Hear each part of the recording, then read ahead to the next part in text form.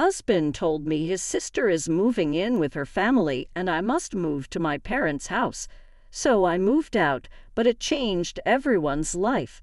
Well, in that case, let's do one thing. You shift to your parents' house for some time. Seriously, Jack, you want me to shift to my parents' house so that your sister can have a comfortable stay in this house? We were married for 2 years, and our married life was going quite smoothly. One day, my husband told me that Carol was moving in with us, and hell broke loose on me. Hi, my name is Alicia. I'm 28 years old, married to Jack, who is 27. Jack and I worked for the same company, but in different departments. We were friends for some time before dating each other. We were more friends than a married couple. After a few months of my marriage, I quit my job and started freelancing. So I was mostly at home, taking care of the house and also working. We were married for 2 years, and our married life was going quite smoothly. One day, my husband told me that Carol was moving in with us, and hell broke loose on me. To give a little context, Carol is my husband's elder sister. Carol and Jack were very young when their mother passed away.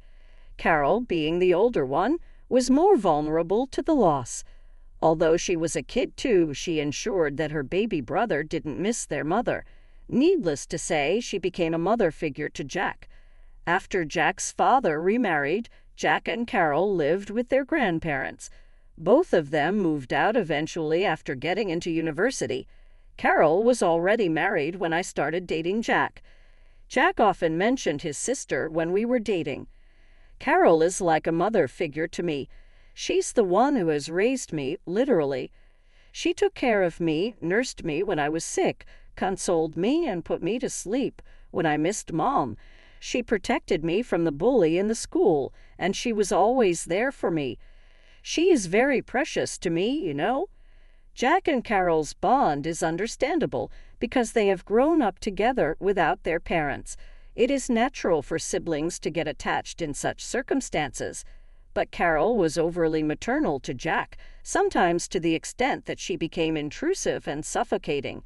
She was critical about everything related to Jack on the pretext of protecting him. Jack told me that she never liked any of his girlfriends. In fact, some of his girlfriends broke up with him only because of Carol. She would get too nosy. Jack had learned the hard lesson of never introducing his girlfriend to Carol. Hence, I never got to meet her until my wedding day. Although Jack loved Carol dearly, he was also aware of her snobby attitude. When Carol met me for the first time at the wedding, she told me, "Sweetie, you must be aware how precious Jack is to me. Our relationship is not like other siblings. We are inseparable. We can do anything for each other. So you better take good care of Jack, okay?" Whenever she visited us, she ensured to leave a long-lasting impression on me with her curt comments. Some of them go like this: "Unless you're really lucky to be married to my dove, Jack, aren't you? Alicia, I must say you can cook well, but you can't match the taste I bring to the food. Isn't it right, Jack? Alicia, please don't mind me saying that you look a little off in front of my handsome brother. He would have made a better couple with my friend Emily. She's so gorgeous and even younger than him, you know.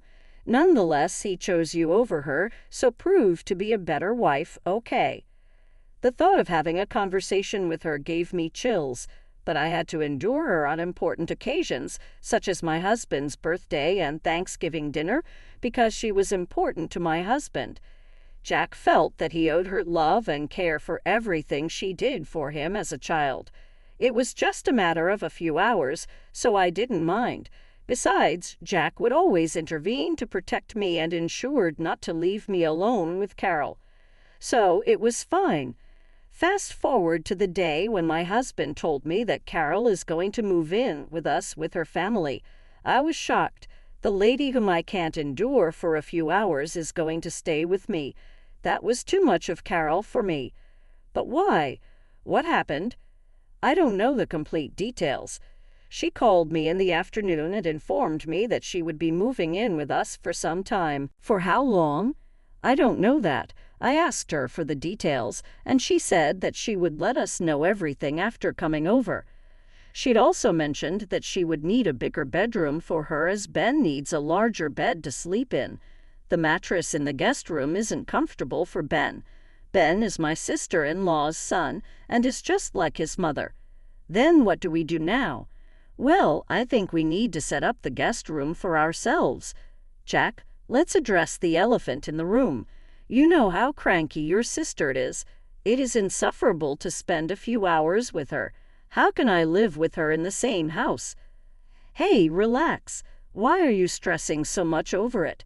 She would be here just for a weekend. It's been a long time since we've spent such a good amount of time together with each other.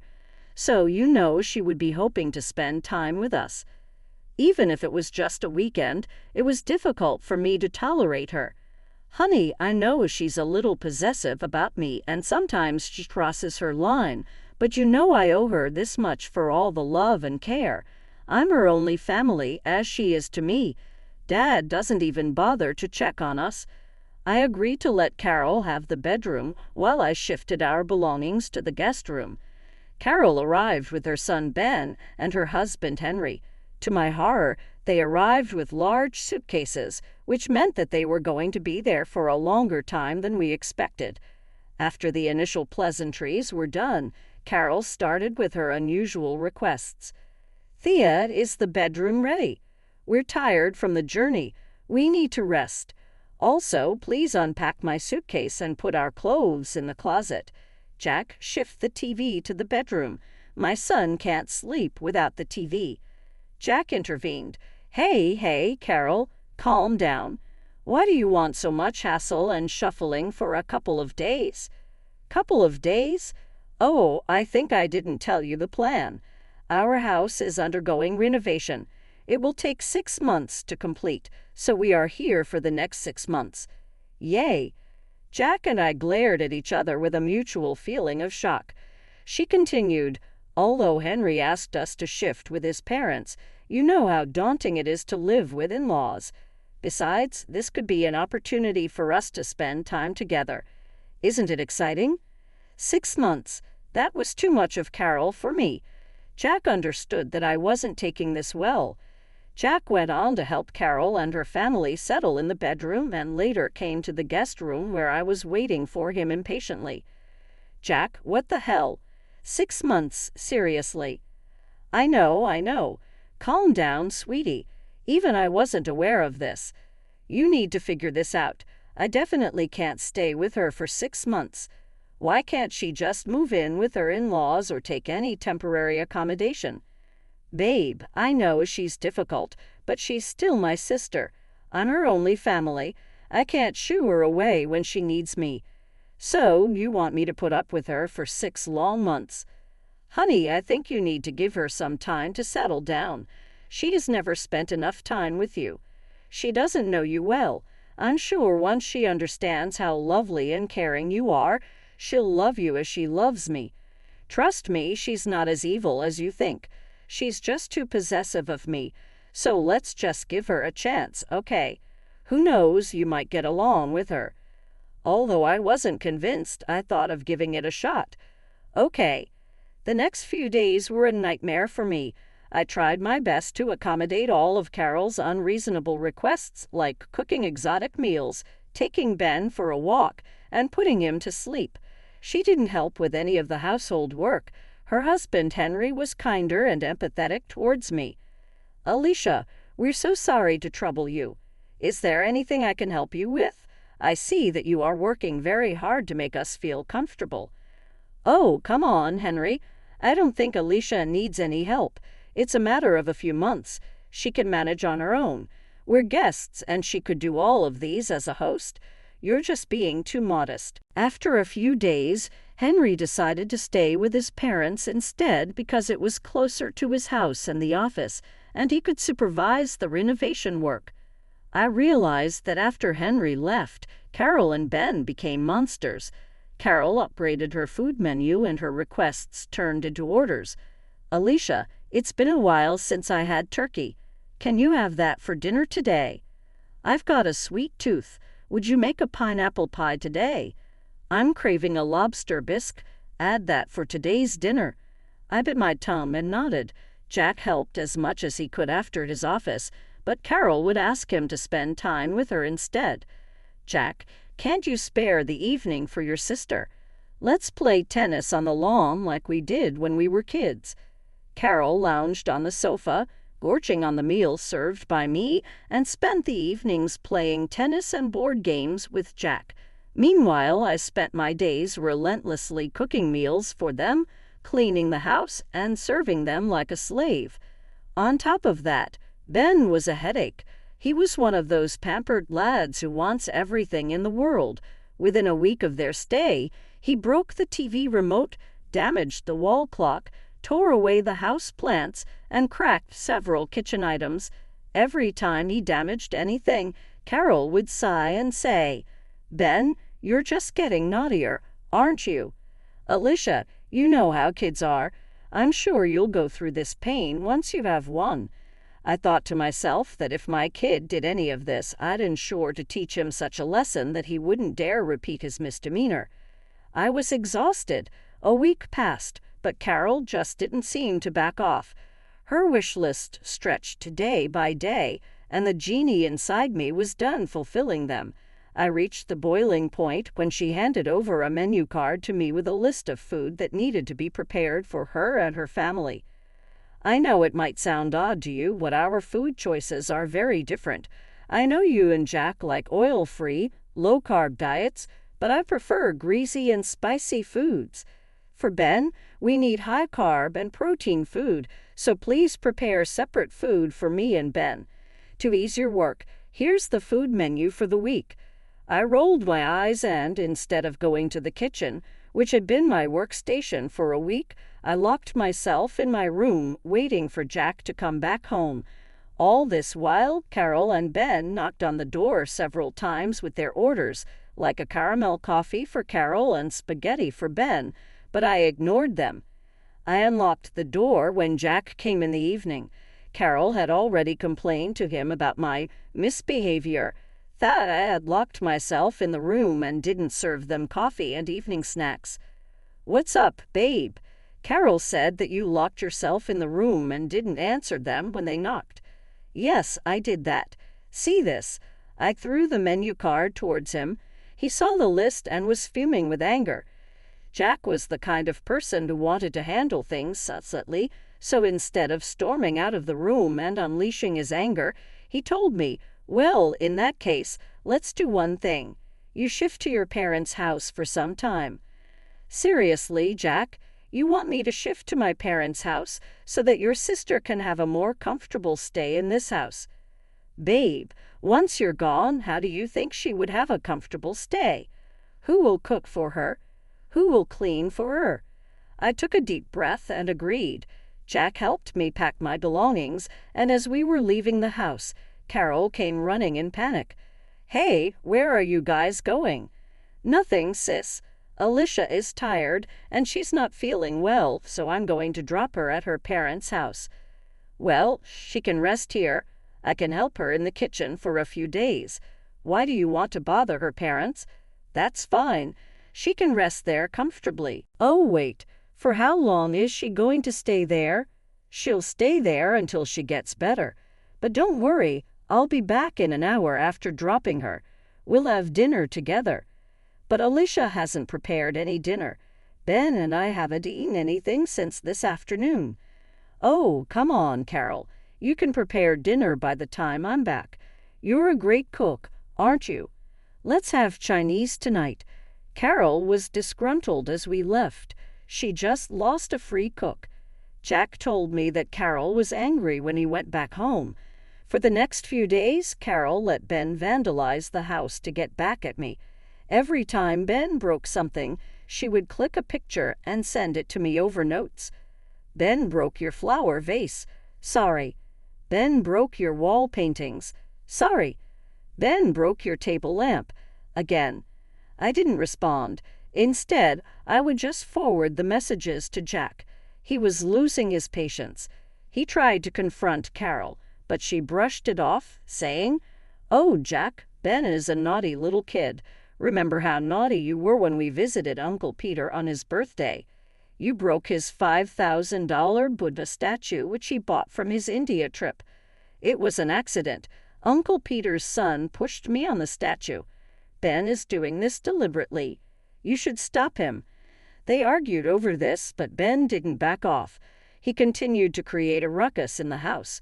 Jack was losing all the respect and affection he had for his dear sister. After a few days, I got a notification that my ATM card had been blocked because the wrong PIN was entered too many times. Guess what? It wasn't me who was using the card. I left the card at home. I forgot to bring it with me. It was a no-brainer that Carol was the one who tried to tamper with my card. Thanks to the efficient banking system, she couldn't lift a penny from my accounts. When I was just sighing in relief, I realized that the wallet had my debit as well as my credit card. After a failed attempt on the debit card, she might try her hands on my credit card, which doesn't need a PIN. One can just pay with a tap. I started shivering in panic. I hurriedly tried to call up the bank and block my credit card, but by then I got a notification that $10,000 had been withdrawn from my credit card, which was the credit limit of my card. I had immediately called up the bank and reported the transaction, stating the card was lost. I lost my patience and decided to put an end to Carol's perversity. I headed towards my home and on my way called Jack to inform him about everything. I also told him I was heading home to confront Carol and put an end to everything. He asked me to wait for him, but I didn't listen. I barged into my house, which was a hovel. It was vandalized by Ben.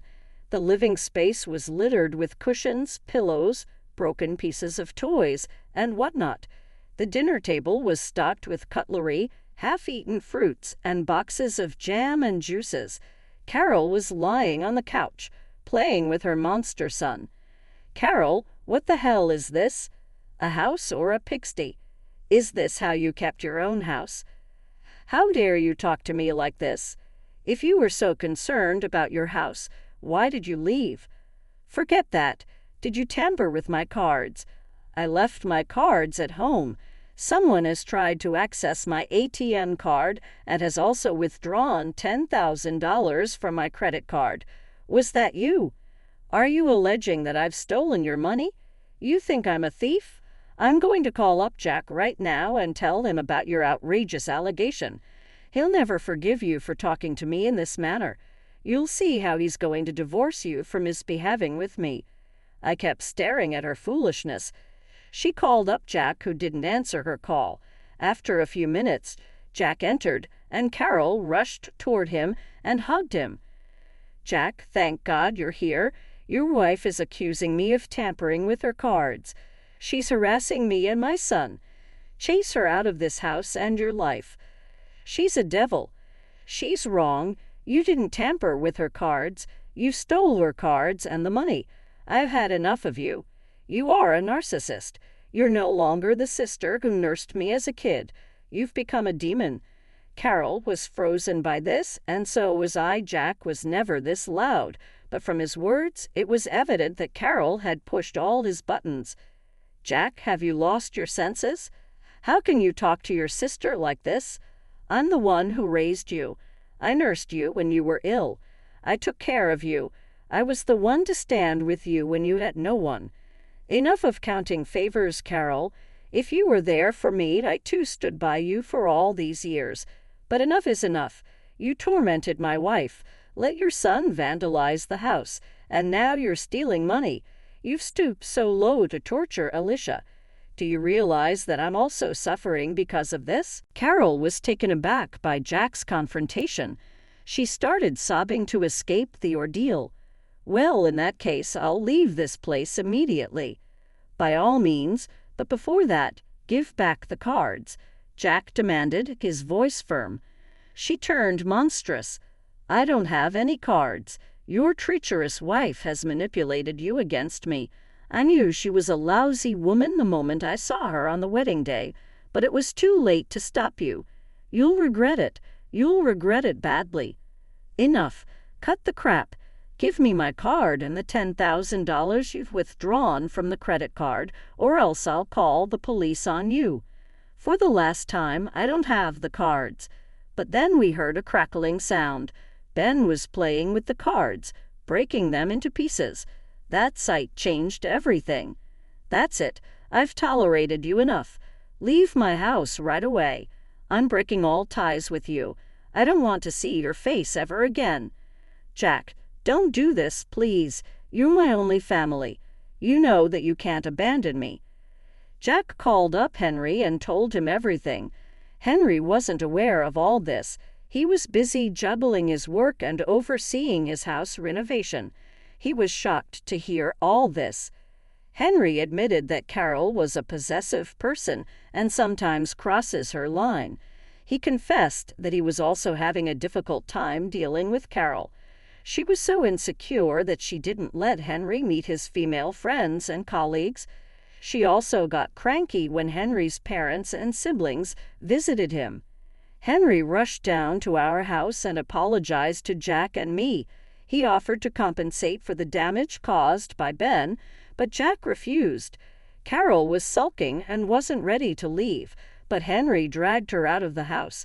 I breathed a sigh of relief. Finally, I was able to get rid of Carol. I no longer had to worry about her taunts and humiliations at family gatherings.